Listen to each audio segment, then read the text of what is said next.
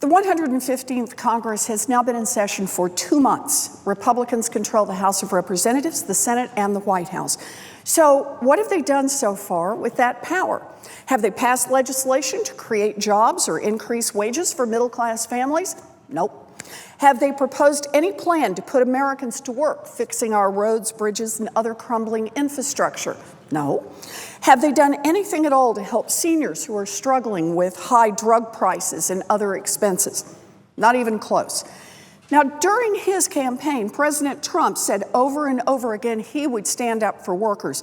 But so far, Republicans haven't voted on a single piece of legislation to help working families put food on the table, send their kids to college, or save a little money for retirement. Nope, they haven't helped families, but they have been busy. With no hearings and barely any debate, Republicans have found a new tool, one that has been used successfully only once before in history, and this is the Congressional Review Act. And they have used it to kill basic protections for workers. No wonder they haven't wanted any headlines about the actual work that they're getting done. Senate Republicans want to repeal the Fair Pay and Safe Workplaces executive order. So instead of creating jobs or raising wages, they're trying to make it easier for companies that get big-time taxpayer-funded government contracts to steal wages from their employees and injure their workers without admitting responsibility. The American people spend around $500 billion every year on private companies that provide goods and services to the government. Those companies do everything from build battleships and fighter jets to serve snacks at national parks. It is big business. And it is estimated that as many as 1 in 5 American workers work for companies with at least one federal contract. Now, with so much taxpayer money on the line, it really matters that contractors are using it responsibly. And while many contractors are good employers, others cut corners on safety or squeeze their workers on wages and benefits just to keep their corporate profits going up. And they break federal labor laws to do so. And here are just 2 examples. VT Halter Marine is a company that builds ships for the Navy. They've received $680 million in federal contracts since 2009. Taxpayer dollars that were supposed to be used to create good, safe jobs. Instead, VT Halter took a lot of shortcuts on worker safety, and now they have killed or injured multiple workers at their shipyards in Mississippi. In 2012, after a worker died after a lid of a 20-pound cast iron pot containing abrasive ship cleaning liquid came loose, it sheared away his face. Investigations showed that VT Halter had ignored safety requirements to show employees how to safely handle these pots.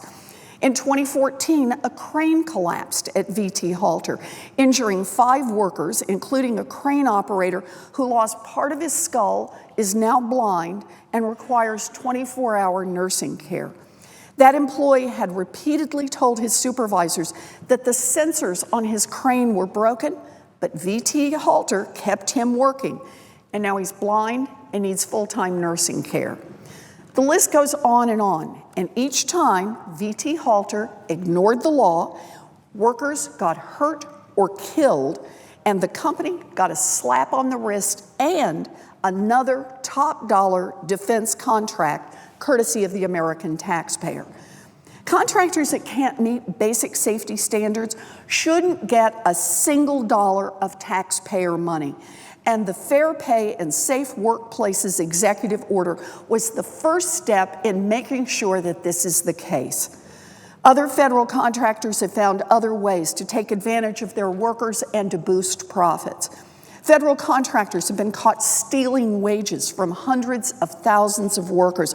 Right here in the Senate, men and women who prepare the food in the cafeteria have had their wages stolen by the contractor that employs them.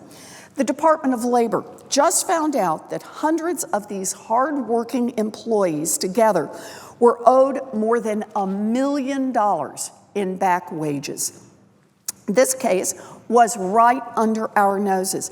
And there are countless more all across the country where the very companies that receive taxpayer money from the government are taking shortcuts, breaking the law, cheating their employees out of hard-earned wages, and driving working families into poverty. Republicans in the House of Representatives have called this rule, quote, a solution in search of a problem, saying it would, quote, only hurt workers and small businesses, as if the deaths of those working federal contractors or the theft of their wages was just business as usual, and they didn't care. That position is parroted by the Chamber of Commerce, which calls the rule burdensome and unwarranted.